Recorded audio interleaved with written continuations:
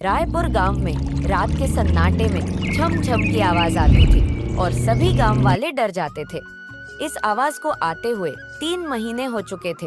कभी कभी रात को यह आवाज गांव वालों को सुनाई देती थी। जिस रात को यह आवाज सुनाई देती थी, उस दिन किसी के घर से एक सदस्य गायब हो जाता था और उसका कोई पता नहीं चलता था। गांव वालों को शक था कि गांव में एक चुड़ैल घूमती है। वह किसी न किसी घर को अपना निशाना जरूर बनाती थी।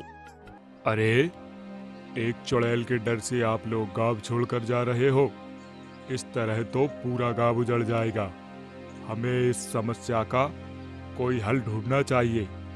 इस तरह से अपना घर, अपने खेत छोड़कर भागना हमें नहीं चाहिए।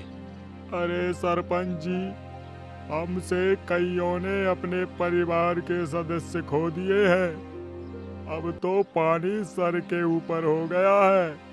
आप कुछ कीजिए, वरना हमें तो जाना ही पड़ेगा। अरे घबराने से कुछ नहीं होगा। मैंने अगले गांव में रहने वाली जानकी ताई से बात कर ली है। वे टोने टोटके करती हैं। उन्हें बुलाया है, देखते हैं क्या होता है। गांव वाले सरपंच को बहुत मानते थे। सब ने उनकी बात का समर्थन किया और जानकी ताई के आने का इंतजार करने लगे। अगले दिन जानकी ताई गांव में आई। वे गांव के बीच बने पीपल के पेड़ के नीचे बैठ गई।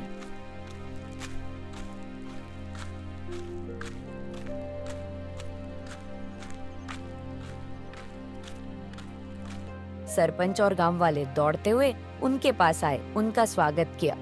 उसके बाद गांव वालों ने अपनी समस्या बताई। उसे सुनकर जानकी ताई ने कहा, अरे सरपंच जी, यहाँ तो चुड़ैल का साया है।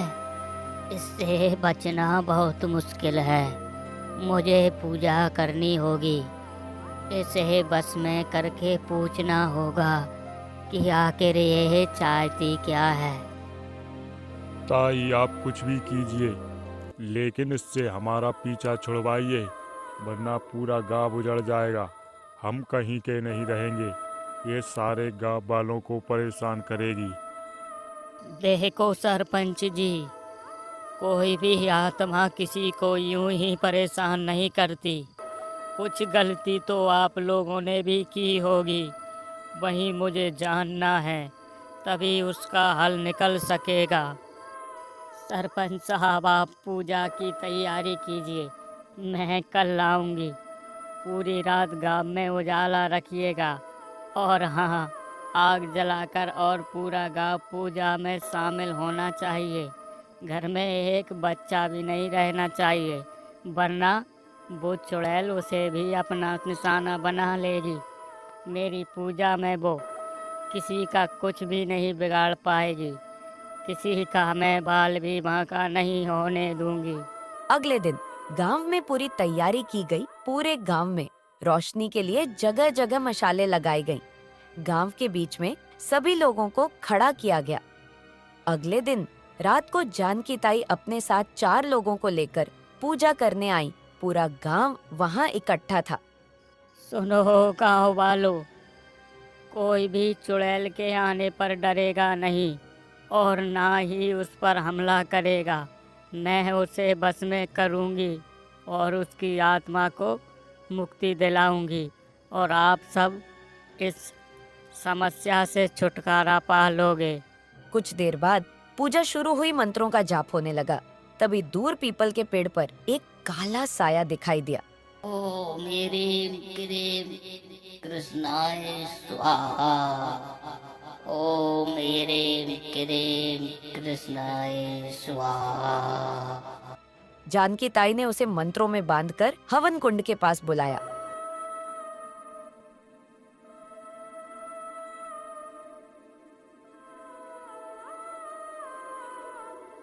भयानक चेहरा, आंखों में खून भरा था, बड़े बड़े दांत, काले कपड़े पहने वह साया आकर बैठ गया।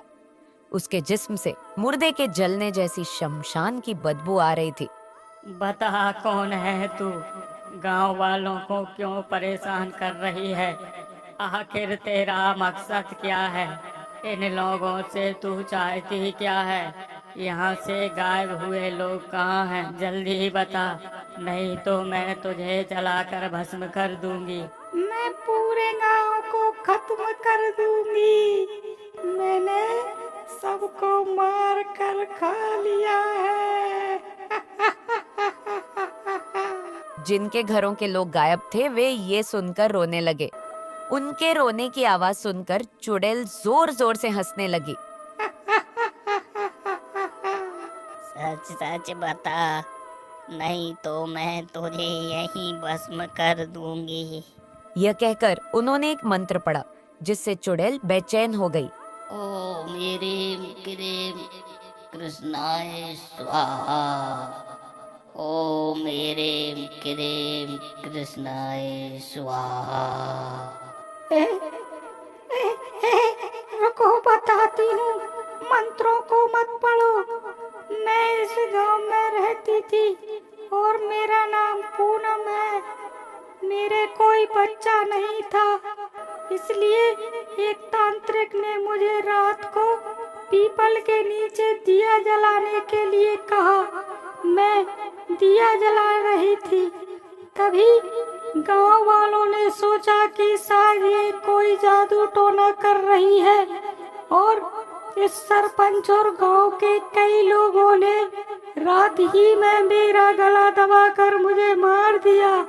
मैं इनसे बदला लेकर रहूंगी।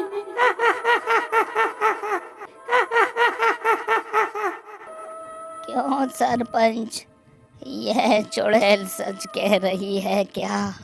अरे जानकी ताई, हमसे बहुत बड़ी भूल हो गई। अब क्या होगा जानकी ताई, इसका क्या हल है? इन्होंने तेरा साथ बहुत गलत किया है। अब ये बता, गाँव वाले जिन्हें तूने बंदी बनाया है वो कहाँ हैं और तेरी मुक्ति कैसे होगी? मैं किसी को नहीं छोड़ूंगी और हर घर से एक बलि लूंगी। यह कहकर चुड़ैल वहां से गायब हो गई और जानकी ताई भी चली गई। सुबह जानकी ताई उस गांव में फिर से आई।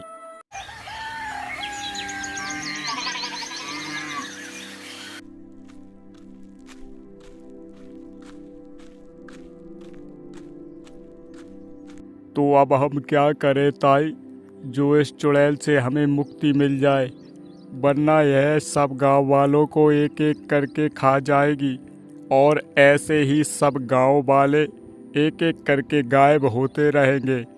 इससे कैसे मुक्ति मिलेगी, आप ही कुछ करिए। अरे सरपंच, तुम लोग इतने निर्दयी कैसे हो सकते हो?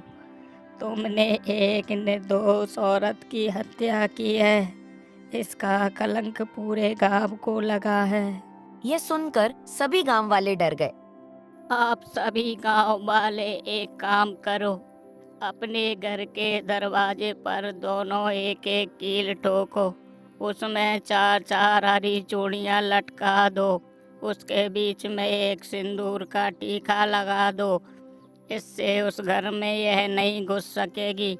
यह काम घर की औरतें करें और अपने सुहाग पर से चूड़ी और सिंदूर उठाकर उसे टांगें। रात को कोई घर से बाहर ना निकले।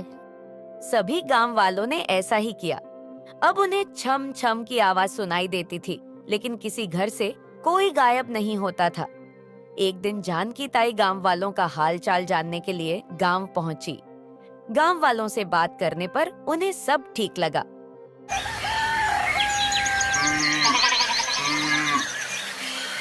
वो सब तो ठीक है, लेकिन यह सब ज्यादा दिन तक नहीं चल पाएगा। एक दिन कोई ना कोई गलती से बाहर निकल जाएगा, तब ये चुड़ैल उसे अपने साथ ले जाएगी। इस आत्मा को मुक्त करना होगा। मैं अगले सप्ताह इसकी मुक्ति के लिए पूजा करूंगी, लेकिन उस पूजा में गांव का कोई आदमी नहीं होना चाहिए। एक सप्ताह बाद रात के समय जानकी ताई पूजा करने की तैयारी कर रही थी। तभी वह चुड़ैल वहां आ गई। सुन बुढ़िया, यदि तू मुझे मुक्त करना चाहती है तो पहले गांव वालों को मार, जिन्होंने मुझे मार डाला।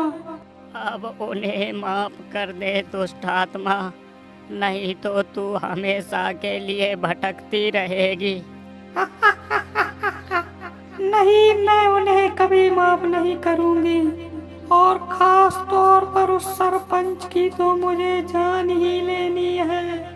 तभी वहाँ सरपंच आ जाता है। यदि तुझे मेरी जान लेनी है तो ले ले हे दुष्ट आत्मा, लेकिन इन गांव वालों को तो तू माफ कर दे। इन्होंने तेरा क्या बिगाड़ा है? मैंने मना किया था ना बाहर आने को। तुम्हें पता नहीं तुमने अपनी मौत को दावत दी है।